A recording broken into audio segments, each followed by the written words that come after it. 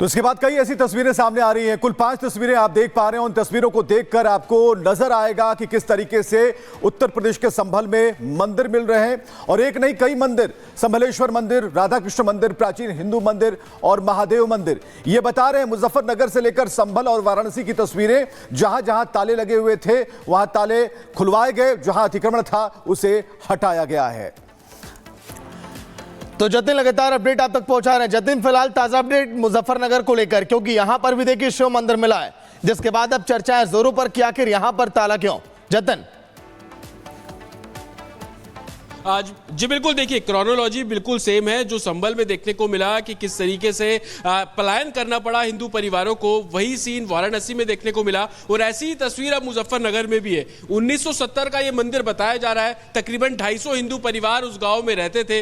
पूजा अर्चना लगातार वहां पर की जा रही थी, शिवलिंग वहां पर था, लेकिन एकाएक पलायन शुरू हुआ। सन 1990-91 के बीच में एक साल में इतना पलायन हुआ कि 250 परिवार पलायन करके वहां से निकले। और उसके बाद की तस्वीर आप देख रहे हैं कि अब मंदिर के अवशेष वहां पर है, लेकिन मंदिर जैसा आपको कुछ नजर नहीं आ रहा है। तस्वीरों पर आप देखेंगे तो गाड़ियां वहां पर पार्क हो रही हैं। लोग वहां के जो स्थानीय मुस्लिम बहुल इलाका है वो उस इलाके को पार्किंग के तौर पर इस्तेमाल कर रहा है। और अब जब संभल का मुद्दा उठा, यहां पर प्राचीन मंदिर निकला। हमने कल दूसरा मंदिर संभल का आपको दिखाया, वाराणसी में मंदिर की तस्वीरें सामने आई। तो अब मुजफ्फरनगर के लोग भी ये चाहते हैं कि उनका जो पुराना पुश्तैनी मंदिर है, जहां पर शिवालय वो बोला करते हैं, शिवलिंग वहां पर था, शिव जी की पूजा करते थे, उस शिवालय को दोबारा से प्रशासन शुरू करे। और इसकी मांग अब एडमिनिस्ट्रेशन से लगातार जो मुजफ्फरनगर के लोग हैं वो भी करते हुए नजर आ रहे हैं। लेकिन एक जैसा कॉन्सेप्ट, और आप देखेंगे कि पलायन का वो समय था, संभल में भी 91-92 के समय में बड़ी संख्या में लोगों ने पलायन किया। सन 78 के दंगे हुए, उसके बाद लोगों का पलायन जो है वो किया गया।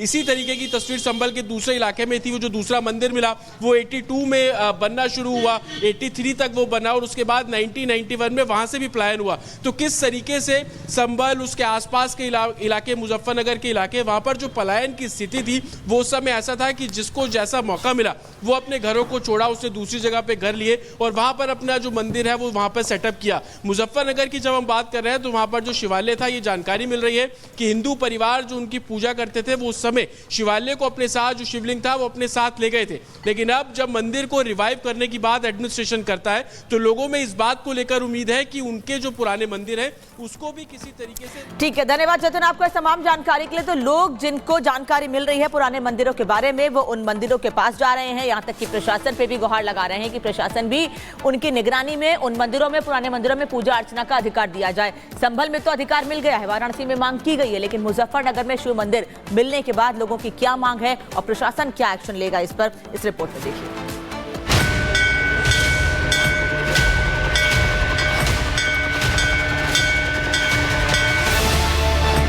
लद्दावाला में 1970 में इस मंदिर की स्थापना हुई थी, जो और 1970 से लेकर 1990 तक लगातार वहाँ पूजा अर्चना चलती है। 40-45 साल पुराना है और पिछले 10-12 साल से यहाँ पे कोई नहीं आता।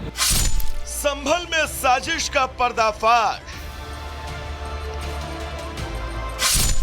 वाराणसी में भी षड्यंत्र का प्रयास।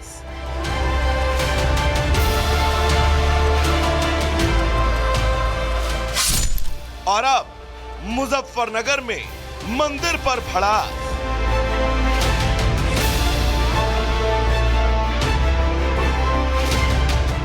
आपकी स्क्रीन पर दिख रही ये 3 तस्वीरें सिर्फ कुछ ऐसे मंदिर नहीं हैं जिनके बारे में सभी को पता चल रहा है, बल्कि इतिहास की किताब के वो शुरुआती 3 पन्ने हैं जो बता रहे हैं कि सनातन से साजिश का काला चिट्ठा अब धीरे धीरे दुनिया के सामने आ रहा है। संभल में तो अब इस बात के सबूतों की भी जरूरत नहीं है कि वहां मंदिर है या नहीं। महज बीते 24 घंटे में 2 अलग अलग शहरों में मंदिरों को लेकर जो तस्वीरें सामने आई वो ये बता रही हैं कि संभल में तो बस इस खुलासे का पहला अध्याय है। ऐसे हजारों सबूत देश के कई कोने में पड़े हैं जो ये बता रहे हैं कि सनातन को दफन करने की कोशिश हजारों साल से चली आ रही है। ताजा मामला मुजफ्फरनगर के लद्दावाला का है, जहां 54 साल पहले एक शिव मंदिर का निर्माण हुआ था, लेकिन इस बीच मुसलमानों की बढ़ती आबादी के बीच हिंदू समाज यहां से धीरे धीरे पलायन करके चला गया और आज ये शिव मंदिर खंडहर बना हुआ है। जिसके ऊपर अतिक्रमण भी दिखाई दे रहा है। पलायन करते समय ये हिंदू लोग अपने साथ इस मंदिर में स्थापित शिवलिंग और अन्य भगवानों की मूर्ति को भी ले गए। 1989 के बाद जैसे ही हिंदू मुस्लिम यहाँ दंगे हुए तो दंगों के बाद वहाँ से लोगों ने, क्योंकि मुस्लिम आबादी बहुत तेज़ी से बढ़ी, तो हिंदुओं ने वहाँ से पलायन करना शुरू कर दिया। तो वहाँ काफ़ी लोग, पहले सब सारा हिंदू बस्ती थी वहाँ, लेकिन आज वहाँ पे तकरीबन मेरे हिसाब से एक भी खराब हिसाब वहाँ हिंदू परिवार नहीं रहता।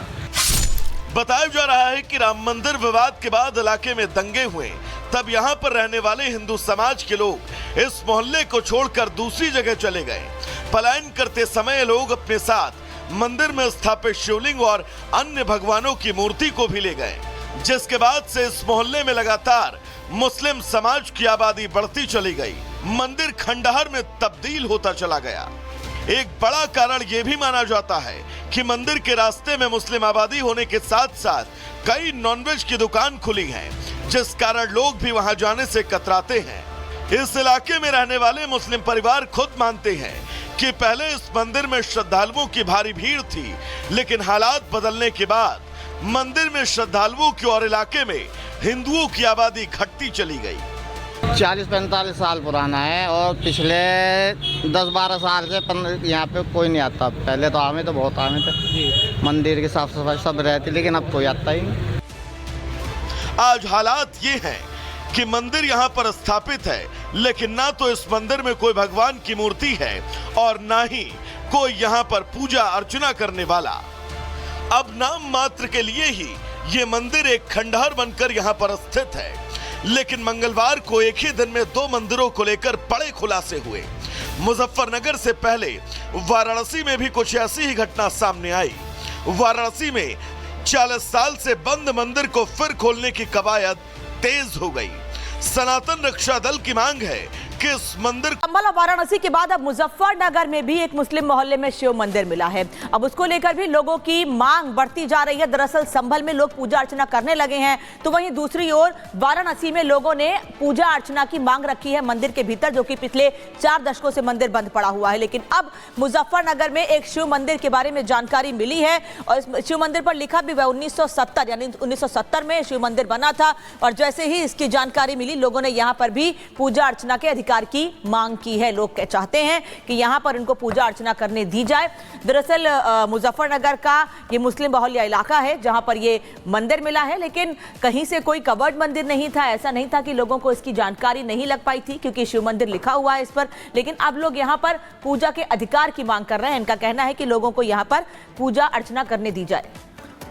तो इसके बाद कई ऐसी तस्वीरें सामने आ रही हैं। कुल 5 तस्वीरें आप देख पा रहे हैं। उन तस्वीरों को देखकर आपको नजर आएगा कि किस तरीके से उत्तर प्रदेश के संभल में मंदिर मिल रहे हैं। और एक नहीं कई मंदिर, संभलेश्वर मंदिर, राधा कृष्ण मंदिर, प्राचीन हिंदू मंदिर और महादेव मंदिर, ये बता रहे हैं। मुजफ्फरनगर से लेकर संभल और वाराणसी की तस्वीरें, जहां जहां ताले लगे हुए थे वहां ताले खुलवाए गए, जहां अतिक्रमण था उसे हटाया गया है।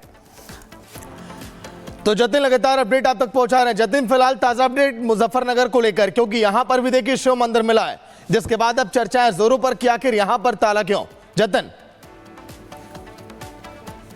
आज जी बिल्कुल, देखिए क्रोनोलॉजी बिल्कुल सेम है जो संभल में देखने को मिला कि किस तरीके से पलायन करना पड़ा हिंदू परिवारों को, वही सीन वाराणसी में देखने को मिला। और ऐसी ही तस्वीर अब मुजफ्फरनगर में भी है। 1970 का ये मंदिर बताया जा रहा है। तकरीबन 250 हिंदू परिवार उस गांव में रहते थे।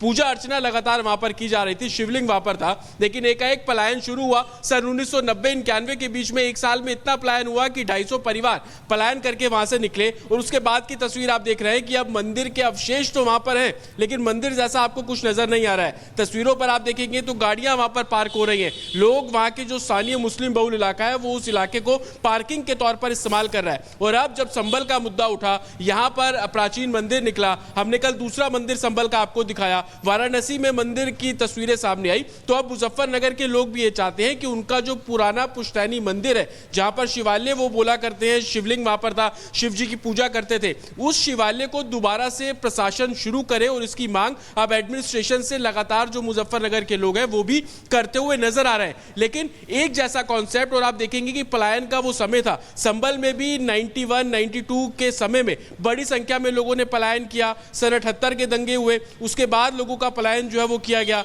इसी तरीके की तस्वीर संभल के दूसरे इलाके में थी। वो जो दूसरा मंदिर मिला वो 82 में बनना शुरू हुआ, 83 तक वो बना और उसके बाद 1991 में वहां से भी पलायन हुआ। तो किस तरीके से संभल, उसके आसपास के इलाके, मुजफ्फरनगर के इलाके, वहां पर जो पलायन की स्थिति थी वो उस समय ऐसा था कि जिसको जैसा मौका मिला वो अपने घरों को छोड़ा, उसने दूसरी जगह पे घर लिए और वहां पर अपना जो मंदिर है वो वहां पर सेटअप किया। मुजफ्फरनगर की जब हम बात कर रहे हैं तो वहां पर जो शिवालय था, ये जानकारी मिल रही है कि हिंदू परिवार जो उनकी पूजा करते थे वो उस समय शिवालय को अपने साथ, जो शिवलिंग था वो अपने साथ ले गए थे। लेकिन अब जब मंदिर को रिवाइव करने की बात एडमिनिस्ट्रेशन करता है तो लोगों में इस बात को लेकर उम्मीद है कि उनके जो पुराने मंदिर है उसको भी किसी तरीके से। ठीक है, धन्यवाद जतिन आपको इस तमाम जानकारी के लिए। तो लोग जिनको जानकारी मिल रही है पुराने मंदिरों के बारे में वो उन मंदिरों के पास जा रहे हैं, यहां तक कि प्रशासन पे भी गुहार लगा रहे हैं कि प्रशासन भी उनकी निगरानी में उन मंदिरों में, पुराने मंदिरों में पूजा अर्चना का अधिकार दिया जाए। संभल में तो अधिकार मिल गया है, वाराणसी में मांग की गई है, लेकिन मुजफ्फरनगर में शिव मंदिर मिलने के बाद लोगों की क्या मांग है और प्रशासन क्या एक्शन लेगा, इस पर इस रिपोर्ट में देखिए।